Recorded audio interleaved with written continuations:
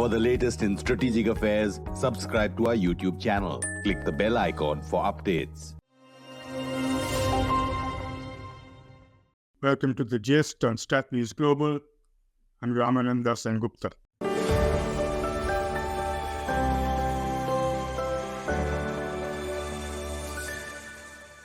Our really very special guests today are Dr. Sharin Shajahan Naomi, academic activist in Bangladesh, who is currently pursuing a post-doctoral media and media from school therapy, author of the 1971 Liberation War, political analyst and author of several books on the politics of the subcontinent. Thank you so much for joining us today. It's a pleasure to have you with us. Thank you very much. Shall we start with you, Dr. Naomi? One of Bangladesh's former election commissioners has written a very long article in one of the, I think it was a paper called Kosomalu, where he said that this election that just transpired was not an election, but a selection. Would you care to sort of, talk about that? Thank you very much. So, first of all, since there was an announcement that election will be taking place in Bangladesh, there is a international conspiracy going on to stigmatize this election and to demonize this election. So this conspiracy includes showing that it's a kind of one-way road. There will be no competition. It's all about Awami League. But the reality is very different. In reality, we have seen that Awami League has won only 223 seats. 60 seats have gone to the independent candidates. There is also tendency to show these candidates as dummy candidates, but in reality, they have given a very hard time to Awami League candidates in the grassroots level. So, and we could also expect that these 60 candidates are going to be very strong opposition voice in the parliament. The problem is that the major opposition party, and I refuse to actually term it as a major opposition party because in last 5 years, they do not have any connection with the grassroots level. They do not have any connection with the village. What they have done a very good lobby with some Western countries and some international media to portray Bangladesh as an autocratic state and also to portray Bangladesh as a country which doesn't believe in democracy. But in reality, they haven't, raised voice for people. They were only busy in their interest, which is a regime change. And they always price it or term it as a regime change. It's not a regime change. They were only interested in power. So it is questionable that whether they are now considered to be a major opposition party at all, because this party doesn't have any connection with grassroots people. People in villages haven't seen their candidates or potential candidates or their leader for more than 5 years. So it's a new phase in Bangladesh, which will be difficult for some people to accept and absorb because they're so used to see the BNP and Jamaat. Jamaat is a fundamentalist party as opposition party that without them, they're feeling a bit uncomfortable. So this is a phase where some people's real face will come out who actually will demonstrate that, who they are and what is their politics.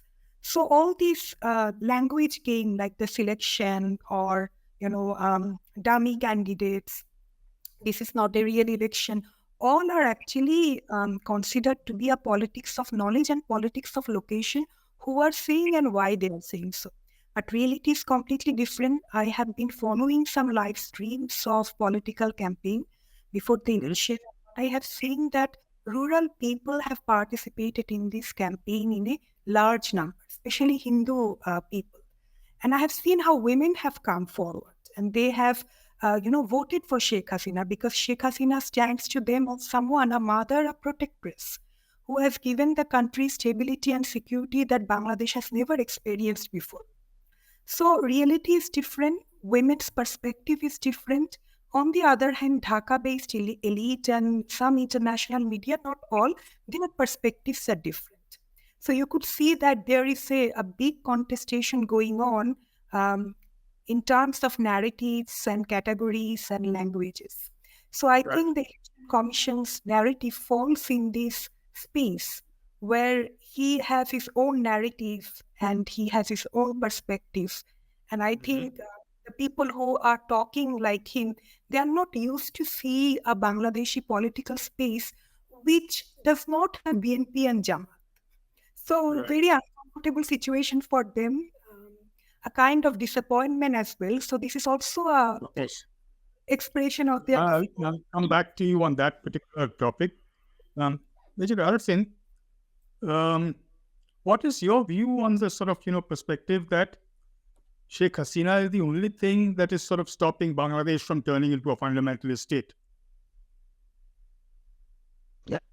No, basically the word, whatever coined, it is probably it is not correct. And Bangladesh is turning to a fundamentalist state. You cannot explain like that. And Bangladesh is a highly moderate Muslim country. It is an isolated Muslim country.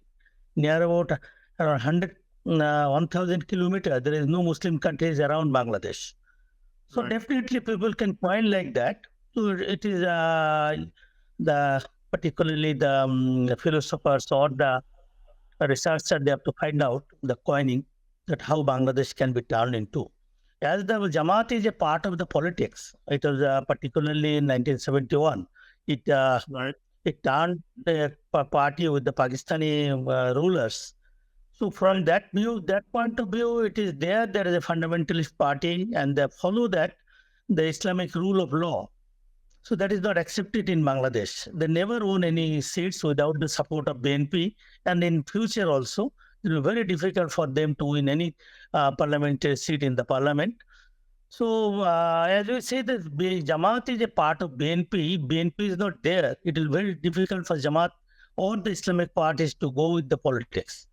As the Muslim majority country, they have some say, definitely. And the IOC, this Islamic world also, they are putting some pressure on that. But it doesn't affect the normal people in Bangladesh and the government, I believe.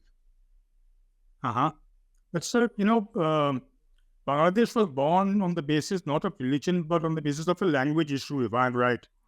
It was more of an issue of, yes, Urdu. Definitely, you cannot go back to 47. 47, definitely it was definitely on the religion basis. We disowned on the religion in 48, so from 48. So language was the main subject and to be focused in politics. And father of the nation, Bangabandhu Sheikh Mujibur Rahman and the other leaders, they could convince the people that we belong to a culture and this is the nation. Okay. Dr. Naomi, I think we've lost Dr. Arifin for a second there. Dr. Naomi, over the last, let's say, Sheikh Hasina is now back on her fourth consecutive term and fifth term if you include the one earlier. How has Bangladesh changed? Because in between, there was a time when Bangladesh was seen as the poster child for all the social indices and things like that. Is that still is it still the case? Because of late, there has been a decline in some of those indices, I'm told. Yes, I think the major success of Sheikh Hasina is to change the positive image. Change the image of Bangladesh from a negative image to a positive image. Previously, Bangladesh was considered to be a beneficiary or a kind of, poor country who is dependent on Western countries. But now Bangladesh is considered to be a country which is going to be next Malaysia by 2041. So, and people actually respect Bangladesh now. Previously, they used to, view Bangladesh as a beggar, dependent on something. But now Bangladesh is, respected all over the country. All over the, world in a very different way. That yes, this country has undergone so many challenges, but still it is thriving and it is moving towards very aggressive economic growth. So the concept that how a country could stand despite being so many odds, and it is led by a women as Major Arifin Sir has saying that it's a country with Muslim majority. So it's a unique case in the world that a country with a Muslim majority is led by a women and doing, such a good in the economic level. So in terms of economy, Bangladesh is considered to be definitely an example. In terms of gender equality as well, like our girls have done excellent in cricket, in football. I can't, mention a Muslim country where the girls are doing, so much better performance in cricket, in football, in rural area, in military, in UN peacekeeping mission. And that is because of a special policy of Prime Minister. So Bangladesh is standing a country with Muslim majority, run by a secular government, and promoting women empowerment and showing a very aggressive economic growth and moving towards a Malaysia model of state in terms of economic growth in 10 years. You're right, but of late I was wondering because there seems to have been some decline, maybe due to COVID or, the impact of COVID has also been there. But overall, I think Bangladesh is still seen as a poster child for development. Major Arifin, what is your view on the American sort of, position that these elections are not free and fair and that they have challenges and things like that? First of all, do they have a right to comment on it? And second, how far are they right in saying this? Actually, you said correctly that they have no right to speak on other countries, how they govern, how the government goes with, how the people likes it. So they are actually, you see the world is changing now, and power block is changing from west to the east, and South China Sea or Bay of Bengal or Pacific is a point of discussion now and point of the power game now. So that's why the power block, how they are going to use this small countries or they have the outlet to the sea, that is a big question. So how to keep them in their hand? They try to use the leverage, and Bangladesh having an opportunity that you see the markets, particularly the garments were producing, with the second largest of the garments producer country. So it is all exported to the Western world. So they have a leverage on that. Near about 40 lakhs or 50 lakhs people working there, and they say around 5 to 6 crore families are dependent on that. So they are using that tools only, and particularly the IMF and the World Bank or the other financial institutions, we are the member of that, and even we are the member of the UN councils.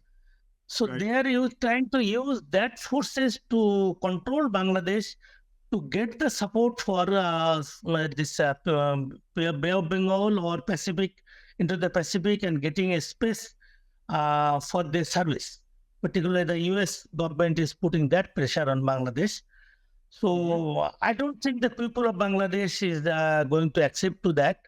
And you see in the 1972-73, their US coined Bangladesh as a bottomless basket.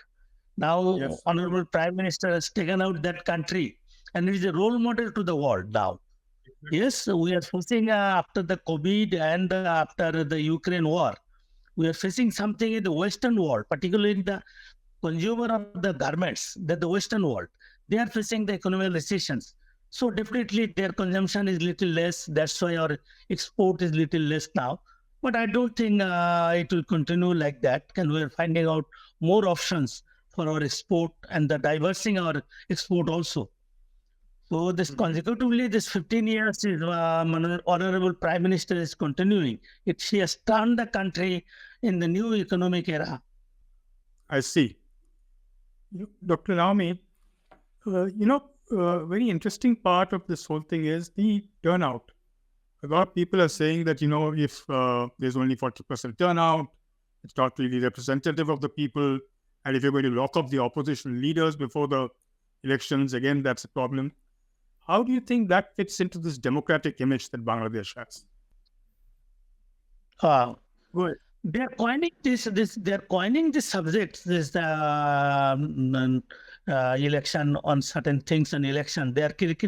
Probably they're finding out some ways and means where they can put some pressure on that. You see, people are very enthusiastic. We see that if it is turnout is around 40 plus, I think throughout the world you can find out is the election turnout, it doesn't go more than that.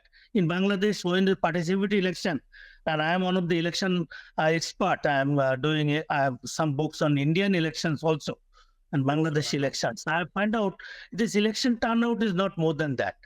You see the city area and you see the your headquarter area, the turnout is always less. You see the white collar people, they don't feel that they should go to the line and give a vote. So that's why there are countries who are pushing the people that if you don't vote, you will be fined for that. So there may be time for that Bangladesh also to look for that opportunity that will say that if you don't vote, that you will be accounted for. Okay, so Dr. Naomi, you've seen a lot of changes, you said, in Bangladesh over the last decade or 10. But is there a view that people have sort of become resigned to the fact that it's Sheikh Hasina and there's no one else who can come into the picture anymore, or is it actually a thing that people are actually happy with what Sheikh Hasina is doing? Is there still some sort of disenchanted element that talks about poverty and how they're oppressed and suppressed, and there is an element which also talks about how Sheikh Hasina has turned increasingly authoritarian? What are your views on that? What does the average people think? I could tell, people from middle class and rural area, they definitely like Sheikh Hasina because people in Bangladesh, they always want peace, like they prefer peace and stability rather than those Western concept of, democratic values or, whether they could speak or not speak. What they prefer that there is no conflict. There is no problem. For example, I am from Dhaka, and during last 5-6 years, whenever I am in Dhaka, I have felt extremely secure to travel from one place to another place. And I have never thought of that my bag could be hijacked or I could be kidnapped. There is no acid violence in Bangladesh, which was a big issue 10 or 11 years ago. So for women, Sheikh Hasina's government has done a wonderful job in terms of promoting security and stability. So people in general in Bangladesh, they prefer Sheikh Hasina's government more because the government has provided a very higher level of safety, security, and stability in Bangladesh. Especially in private sector, they are doing excellent. We have many private universities now. They are giving world-class education. So, but the narrative again that, people are oppressed and suppressed, that is coming from a particular group of people who try to overreact to some sporadic incident. And I agree that those incidents were there. And those incidents could be handled in a better way so that there could be less controversy or these complaints shouldn't come. But unfortunately, those incidents were not handled in that way. As a result, those incidents were being used and exaggerated by some group of people in lobbying with Western countries and showing this picture as a general picture. Whenever I go to Facebook and I see what type of posts are coming, I always see that people are criticizing Sheikh Hasina. And that proves that democracy exists in Bangladesh. Otherwise, they could not have done so. So there are many people, they are making meme and they are making fun of Sheikh Hasina. And I would say that our social media space, there is even a backlash if someone would talk about Sheikh Hasina. Like, I think I was seeing one post by a transgender woman because she has been given some sort of support from the government. And she's the first transgender activist woman in Bangladesh. And she has just posted something about Sheikh Hasina, and there are some liberal people, especially the leftist liberals, and some pro-BNP civil society people were attacking her violently, saying that, are you asking for nomination in the next election? Right. There is no resistance. They are not facing any threat. And this shows that democracy exists in Bangladesh. Otherwise, how come these people could be so vocal on Facebook? So on that occasion, I I would also like to share one incident that, the situation of media and civil society in Bangladesh, from a surface level, it shows that they are telling the truth, or, they are really very committed to freedom of expression. But I give you a simple example that, a few weeks ago, I wrote a review on a book, and this book is very popular in India. It's called Being Hindu in Bangladesh. And this covers all the incidents, all the atrocities that have been, happen against Hindu people, and how, these Hindu peoples were being protected during Awami League government's time. And this review has been rejected by major English daily, giving no clarity that why they do not want to publish it. Because the book is saying that Awami League government is protecting the Hindu people.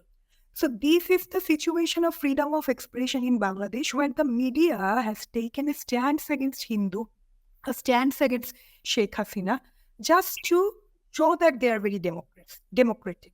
So if this is the situation of media, if this is the situation of a civil society where they can't speak up, they can't let us speak, who actually believe in a different narrative, if those people are asking for democracy and freedom of expression, that really sounds as a very, a joke. Like, they themselves do not believe in democracy. They themselves do not believe in inclusive atmosphere in the civic space.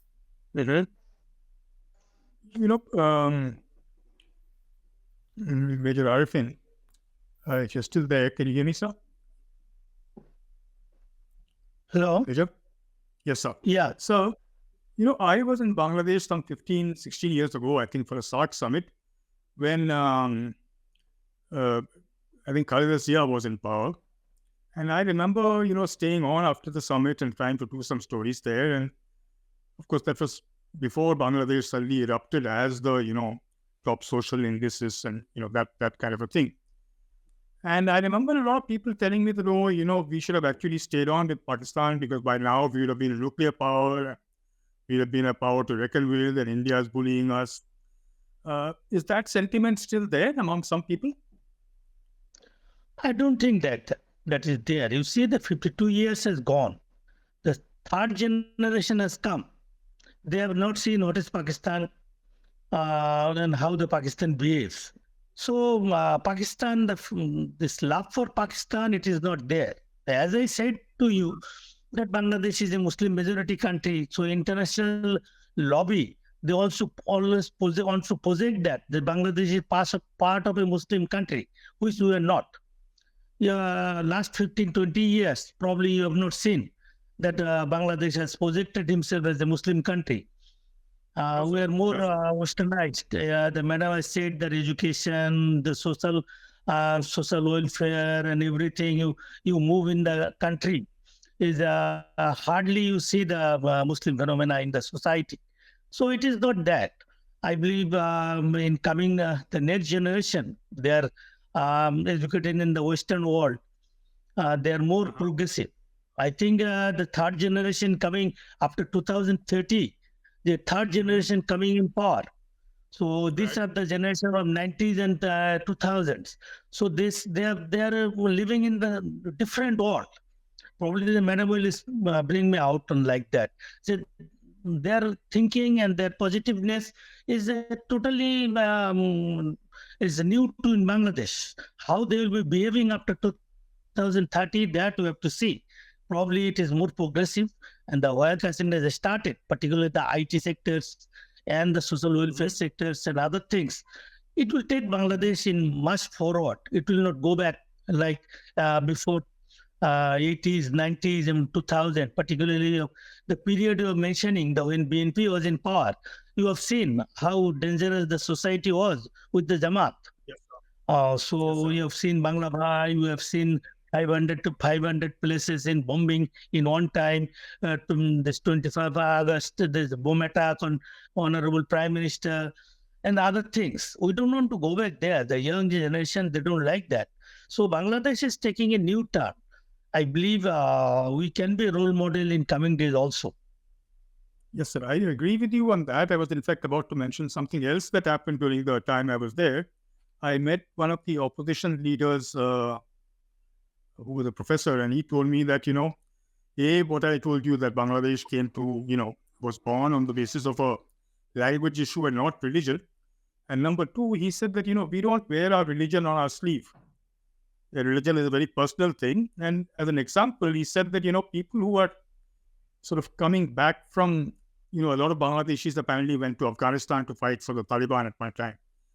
And when they came back, when the Americans bombed Afghanistan, they used to apparently go up and down the villages trying to, turn people into sort of fundamentalist supporters, and they were sort of chased away by the villagers. No villager was willing to accept their sort of, very rabid brand of preaching. And that I thought was a very positive kind of a tone. But are there still such sort of preachers walking around in Bangladesh? I mean, are there still people who sort of preach? Correctly you mentioned. You mentioned that whatever the fundamentalist activities or the scenario we are seeing, it is after the fallout of Afghan war. Particularly near about 12,000 fighters, they came back to Bangladesh after the Afghan war. They were given huge money, particularly by the ISI and the Islamic world, for their establishment in Bangladesh. So they established madrasa and mosque almost in every village. So what you can see in 2001 to 2006. So these are the people got established in the village, and they were preaching that we can get back in the Islamic rule and other things as they are successful in Afghanistan. So they had you see the soldier like that. If a soldier wins a war, he thinks that always I can win. So that was the attitude in Bangladesh. They used to train people in the village, and we have seen Bangla Bhai that time in rising in Rajshahi area. They used to going to the village and the houses to houses for the Islamic law and other things. But last 15 years, I don't think that there is any scope of any fundamentalist activities in Bangladesh. Even the madrasas getting modern, the Islamic educations are getting modern life, and particularly everywhere you can in the madrasa or the Islamic universities, they are teaching through the computer, and they are open to the world. Earlier, what happened that they are close to their school and the book system only, and the masjid and madrasas. But now they're open to the world. They have seen how the world is going on. So number of students are going out and they're getting scholarships and getting educated from outside. So that's why I'm telling you, after 2030, you will see a new Bangladesh. It is a new generation is nowhere in fundamentalist in Bangladesh. And I don't think any symptom of that. That's a point to make. But Dr. Naomi, since you're an academic, Major Arifin just mentioned madrasas and things like that. Are there still madrasas that sort of, particularly catering to the poorer section that sort of only teach the Quran and nothing else in Bangladesh? Or have they been sort of banged and modernized? They have been modernized to some extent. And nowadays, they have also been monitored quite closely to see whether they are involved in any kind of terrorist activities or whether there is kind of preaching going on for provoking militant ideology. So in terms of militancy, no, there is no trouble, because that has been completely neutralized. So whenever there is any trace of any madrasa which is actively or passively involved in any kind of preaching militant ideology, then definitely that has been fixed. So in terms of militancy, there is no problem of the madrasas. And they have been modernized. There are many madrasa students. They are coming in the public university. When I was in the University of Dhaka, the middle class or upper middle class students used to go to Dhaka University, but now there are many madrasa students are going, to Dhaka University, and they are kind of negotiating between modernity and Islam. So the that militancy issue is not there. I wasn't talking about militancy. I was talking about the fact that, if some poor child goes to a madrasa and learns only the Quran, then, he is not employable as he grows up, other than as a preacher again. and that makes his options or our options very limited. So I was wondering if that situation still sort of, persists in some areas, not because of militancy. Yeah, not to a large extent. It was there 9 or 10 years ago, but now 50 to 60% madrasa students, they tend to get good employment. So because a new curriculum. Because the teaching has changed. It's no longer just the Quran. Yeah. And now they themselves do not want to just, be confined to religious duty. They also want to come to the mainstream, place and work with other people. So that's one of the good things, that they themselves do not want to confine themselves to, religiosity. And they want to come and work and participate in the workforce. So let's see. That's a very positive thing to hear, because that I think is the way to go. We're running slightly out of time, sir, but I'll close with the last question to you, Major Arifin. And perhaps this has not really much to do with, Bangladesh elections, as much as the fact that you've written a book apparently on Mr. Modi. And I was wondering whether, what you had an opinion on how the relationship has changed between the two countries since, Modi took over. And that's part one. And part two, where do you think there are gaps? I mean, other than the Tista water thing, are there any other big issues that need to be resolved by both sides?